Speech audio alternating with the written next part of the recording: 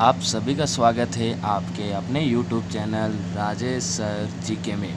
आज हम चर्चा करेंगे हमारे टॉपिक राजस्थान एकीकरण के अंतिम चरण के बारे में। अंतिम चरण यानी कि आज हम चर्चा करेंगे हमारे विशेष रूप से अजमेर, मेरवाड़ा और सिरोही के शेष भाग का विलय किस प्रकार किया गया। हमने अभी तक अध्ययन किया था कि हमारी जो 19 रियासतें हैं, 19 रियासतें और 3 ठिकानों का विलय हमने छठे चरण तक कर चुके हैं। अब 7वां चरण है जिसमें सिरोही का शेष भाग और अजमेर मेरवाड़ा का विलय होगा। लेकिन ये जो विलय होगा वो होगा 1 नवंबर 1956 को, और हमने जो छठा चरण संपन्न किया था वो किया था 26 जनवरी 1950 को। उस समय मैंने आपको बताया था कि जब सिरोही के इस वाले भूभाग को गुजरात स्टेट एजेंसी को सौंप दिया जाता है तो हमारे राजस्थान के जो कांग्रेसी कार्यकर्ता थे इनके द्वारा विरोध किया जाता है, प्रदर्शन किए जाते हैं, आंदोलन किए जाते हैं, और इसी के परिणाम स्वरूप केंद्र सरकार के द्वारा राज्य पुनर्गठन आयोग का गठन किया जाता है, जिसके अध्यक्ष थे फजल अली, और अन्य सदस्यों में नाम लूँ तो नाम आता है हृदयनाथ कुंजरू और केएम पणिकर। और इसी राज्य पुनर्गठन आयोग का जो गठन है, जिसकी चर्चा हम पीछे के वीडियो में कर चुके हैं, जिसका गठन 1953 में किया गया था, जिसने अपनी रिपोर्ट 1955 में सौंपी थी और जिसकी रिपोर्ट 1956 में लागू हुई थी। लेकिन अजमेर मेरवाड़ा एक केंद्र शासित प्रदेश था और 1952 में इस केंद्र शासित प्रदेश यानी कि अजमेर मेरवाड़ा के अंदर चुनाव होते हैं, विधानसभा के चुनाव आयोजित होते हैं, और इन चुनावों में कांग्रेस की सरकार बनती है। और ये जो कांग्रेस की सरकार बनी थी ये बनी थी आपके हरि भाऊ उपाध्याय के नेतृत्व में। यानी कि यहाँ से आपके एक महत्वपूर्ण क्वेश्चन एग्ज़ाम की दृष्टि से पुटअप होता है। आपको सीधा एग्ज़ाम के अंदर सवाल या क्वेश्चन पूछा जा सकता है कि अजमेर मेरवाड़ा के एकमात्र अंतिम या फिर प्रथम मुख्यमंत्री कौन थे, तो आपको एक ही जवाब देना है, हरिभाऊ उपाध्याय। यहाँ की जो अजमेर मेरवाड़ा की जो विधानसभा हुआ करती थी, इस विधानसभा का नाम था धारा सभा और इसमें कुल 30 सदस्य हुआ करते थे। तो आइए अब चर्चा करते हैं कि इस राज्य पुनर्गठन आयोग की सिफारिश पर किन किन भाग का विलय हमारे राजस्थान में किया जाता है 7वें चरण के दौरान। अब देखिए हम चर्चा करते हैं 7वें चरण के बारे में। राजस्थान एकीकरण का जो 7वां चरण है वो एकीकरण का 7वां चरण हुआ था 1 नवंबर 1956 को। यानी कि अगर आपको ये पूछा जाए कि हमारा वर्तमान राजस्थान कब अस्तित्व में आया, तो 1 नवंबर 1956 को हमारा वर्तमान राजस्थान अस्तित्व में आया था। अब यहाँ से 2 क्वेश्चन बनते हैं। पहला क्वेश्चन तो ये कि हमारा राजस्थान स्थापना दिवस कब मनाया जाता है, तो आपको जवाब देना है 1 नवंबर को बनाया जाता है। फिर पूछा जाए राजस्थान दिवस कब मनाया जाता है, तो आपको जवाब देना है 30 मार्च को बनाया जाता है। उसकी चर्चा हम पहले कर चुके हैं। अब हम चर्चा करते हैं कि इस 7वें चरण के दौरान हमारे राजस्थान के अंदर कौन कौन सा भूभाग मिलाया गया था। तो इसमें हम चर्चा करें तो अभी मैंने आपको बताया था, एक तो ये जो 89 गांव और 304 वर्ग मील का क्षेत्र था सिरोही रियासत का, वो विलय किया जाता है। अर्थात माउंट आबू और जो देलवाड़ा का क्षेत्र था सिरोही का क्षेत्र, वो मिलाया जाता है 1 नवंबर 1956 को। अब यहाँ से भी 2 क्वेश्चन बनते हैं। पहला क्वेश्चन तो ये कि राजस्थान की वह रियासत जिसका विलय 2 चरणों में किया गया, तो सिरोही रियासत। सिरोही का कुछ क्षेत्र तो हमने छठे चरण में विलय किया था और कुछ भूभाग है वो 7वें चरण में अपन ने विलय किया था। तो राजस्थान की वह रियासत जिसका विलय 2 चरणों में किया गया, सिरोही रियासत। चलो सर ठीक है। फिर अगला सवाल बनता है कि अजमेर मेरवाड़ा का विलय राजस्थान में कब किया गया, तो 1 नवंबर 1956 को किया गया। किस चरण में किया गया, तो 7वें चरण में किया गया। अब इसके अलावा थोड़े कुछ भूभाग और थे जिनका आदान प्रदान किया जाता है। मध्य प्रदेश की मंदसौर जिले का एक भूभाग था जिसका नाम था सुनेल टप्पा। ये सुनेल टप्पा हम राजस्थान को दिया जाता है और ये सुनेल टप्पा वर्तमान कोटा में स्थित है।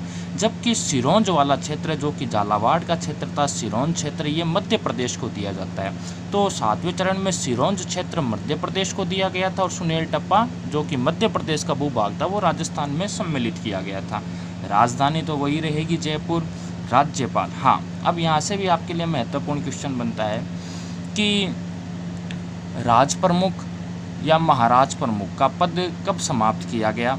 तो राज प्रमुख और महाराज प्रमुख का जो पद है वह पद 7वें चरण में समाप्त कर दिया गया था। राजस्थान के एकमात्र महाराज प्रमुख तो आप सभी जानते हैं कौन थे, तो महाराणा भूपाल सिंह। अब देखो एक संशोधन होता है जो कि 7वां संविधान संशोधन 1956। ये जो संशोधन हुआ था ये आपके राज्य पुनर्गठन आयोग की सिफारिश पर हुआ था और इस राज्य पुनर्गठन आयोग की सिफारिश पर किए गए इस 7वें संविधान संशोधन 1956 के तहत जो राज प्रमुख का पद हुआ करता था, इस राज प्रमुख के पद को समाप्त कर दिया जाता है और इसके स्थान पर एक नया पद सृजित किया जाता है राज्यपाल का। तो ये चीज़ भी आपको ध्यान में रखनी है। इसके अलावा आगे चुनाव आयोजित होते हैं, चुनावों में मोहनलाल सुखाड़िया की सरकार बनती है। तो आपको पूछा जाए कि राजस्थान एकीकरण के 7वें चरण में मुख्यमंत्री कौन थे, तो मोहनलाल सुखाड़िया। इसके पश्चात राजस्थान के प्रथम राज्यपाल कौन थे, तो सरदार गुरमुख निहाल सिंह। इनकी जो नियुक्ति है वो 1 नवंबर 1956 को की गई थी। फिर यहाँ से क्वेश्चन और बनता है कि माउंट आबू देलवाड़ा या अजमेर मेरवाड़ा का विलय राजस्थान में निम्न में से किस आयोग की सिफारिश पर किया गया था, तो राज्य पुनर्गठन आयोग की सिफारिश पर इस भूभाग का जो विलय है वो हमारे राजस्थान में किया जाता है। अब देखिए, मैं आपको एक कन्फ्यूजन है जो अपने पीछे के वीडियो में भी आपके रहा होगा, तो मैंने तो यही सोचा था कि आपको अंत में बताना ये उचित रहेगा। अब देखिए, एक हमारे यहाँ आपके कन्फ्यूजन आया होगा लावा ठिकाने का। देखो यहाँ से क्वेश्चन कैसे बनेगा और कैसे आपको एग्ज़ाम की दृष्टि से ध्यान में रखना है। तो देखिए, इसका जो लावा जो ठिकाना था, इसका विलय दूसरे चरण में किया जाता है, लेकिन आगे चलकर कुछ मतभेद होने के कारण लावा ठिकाने को 19 जुलाई 1948 को जयपुर राज्य में मिला दिया जाता है, जिसके कारण लावा ठिकाने का एक बार पुनः जो विलय होता है वो होता है चतुर्थ चरण में। अब यहाँ से एग्जाम में आपको पूछ ले कि लावा ठिकाना निम्न में से एकीकरण के किस चरण में विलय किया गया। मान लो ऑप्शन में चतुर्थ चरण है ही नहीं, चतुर्थ चरण यानी चौथा चरण है ही नहीं, तब आप कौन सा करोगे, दूसरा चरण।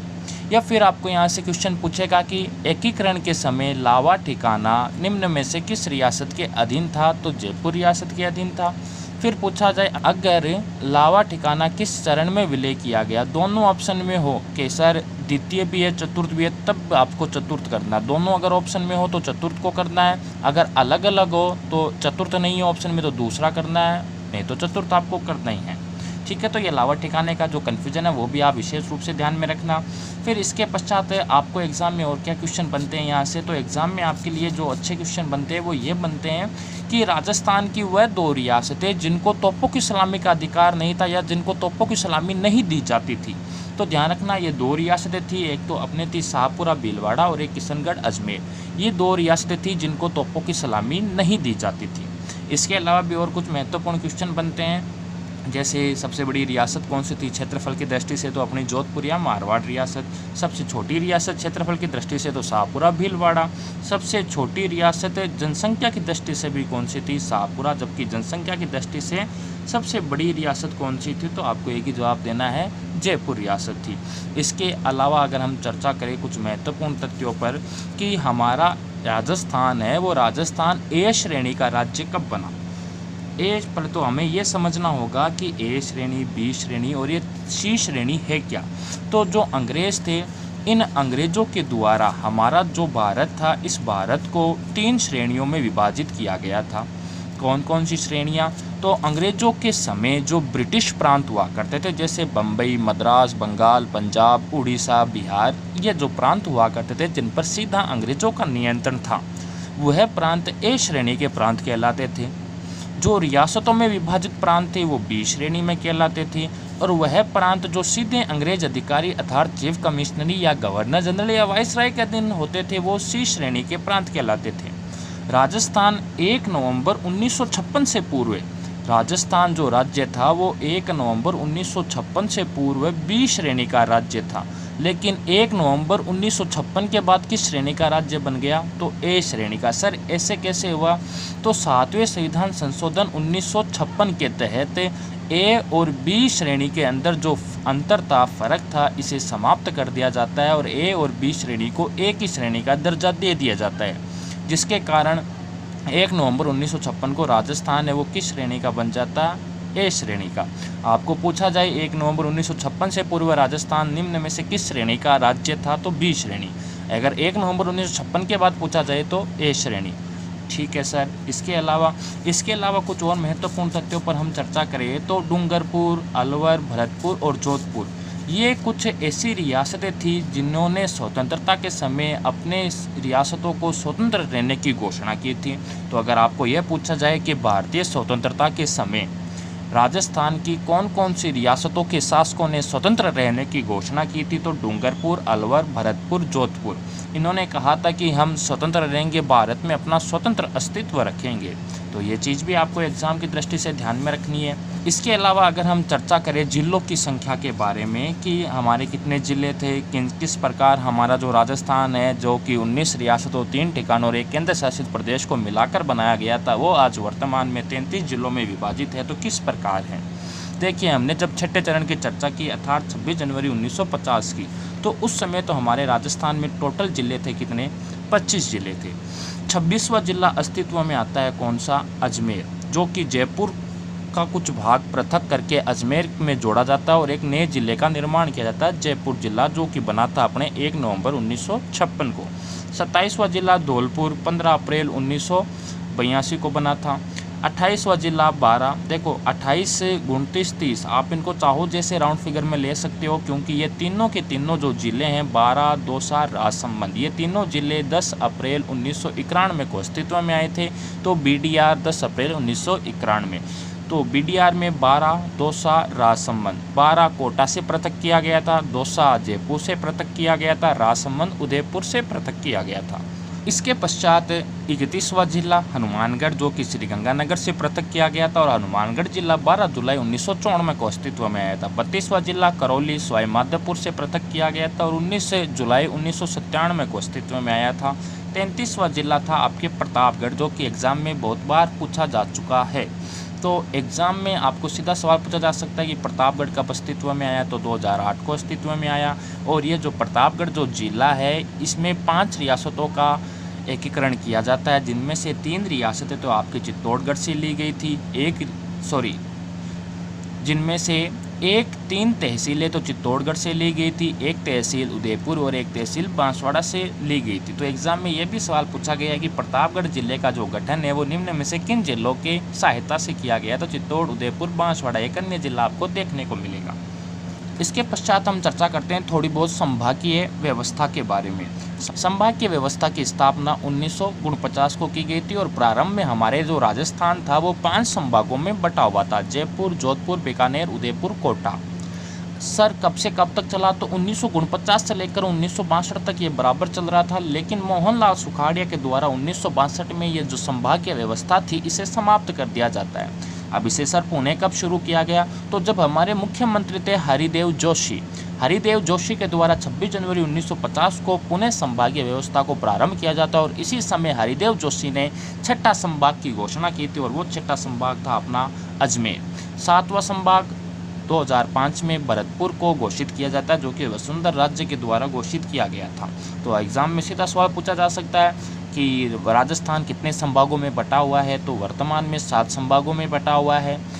राजस्थान का 6ठा संभाग कब अस्तित्व में आया? तो 1987 में आया था। राजस्थान का 7वां संभाग भरतपुर संभाग कब अस्तित्व में आया? तो 2005 में अस्तित्व में आया था। तो मैं उम्मीद करता हूं कि आपको अपने YouTube channel Rajesh sir GK में जो हमने एक टॉपिक पढ़ा है, अध्ययन किया है राजस्थान के एकीकरण का, वो आपको अच्छे से समझ में आया होगा। मैंने राजस्थान एकीकरण को समझाने के लिए आपके सामने कम से कम 7 से 8 वीडियो प्रस्तुत किए हैं और 7 से 8 वीडियो में मैंने इस एकीकरण को समझाने का अच्छे से प्रयास किया है। तो अब यहाँ से कई क्वेश्चन बनते हैं, उन सभी क्वेश्चनों की जो PDF है एकीकरण की दृष्टि से जो हमारे एग्ज़ाम में पूछे जाने वाले महत्वपूर्ण क्वेश्चन हैं, उन सभी क्वेश्चनों की जो PDF है मैं आपको वो अवेलेबल करवाऊँगा आपके अपने यूट्यूब चैनल के अलावा टेलीग्राम चैनल पर। टेलीग्राम चैनल का भी नाम क्या है? Rajesh sir GK. तो अगर आप एकीकरण के नोट्स हो या एकीकरण से संबंधित क्वेश्चन हो, उन सभी को अगर आपको प्राप्त करना है, आपको रीड करना है, तो आप Telegram channel Rajesh sir GK से जुड़े। यहाँ पर आपको और भी अन्य महत्वपूर्ण PDF है और क्वेश्चन बैंक मिलेगी।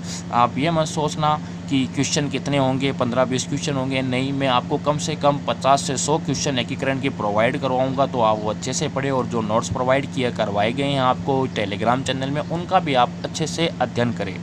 तो आशा करता हूँ आपको ये वीडियो अच्छा लगा होगा। तो आप इस वीडियो को लाइक करें, शेयर करें, कमेंट करें और हो सके जितना शेयर करें, ताकि हम आपके लिए और अच्छी जानकारी एकत्र कर सकें। इसके अलावा हम आगे के कुछ जो वीडियो है वो हम कला संस्कृति से संबंधित बनाने का विचार बना रहे हैं। तो जो हमारा एक टॉपिक भी छोड़ा हुआ है राजस्थान की प्रथाएं, तो राजस्थान की प्रथाओं को हम पहले समाप्त करेंगे। उसके पश्चात हम आगे के इतिहास के बारे में, कला संस्कृति के बारे में, भूगोल के बारे में और की पॉलिटी, राजनीतिक व्यवस्था, इन सब के बारे में हम चर्चा करेंगे। बहुत बहुत धन्यवाद आपका।